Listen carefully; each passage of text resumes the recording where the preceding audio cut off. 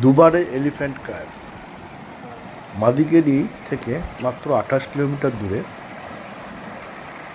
কাবেরী নদীর ধারে জঙ্গলের মধ্যে হাতিদের পুনর্বাসন কেন্দ্র এবং রক্ষণাবেক্ষণের কেন্দ্র। এটি কাবেরী নদী, এর উপর জল কম ছিল, যার ফলে এর উপর দিয়ে এই সেই হাতিরা।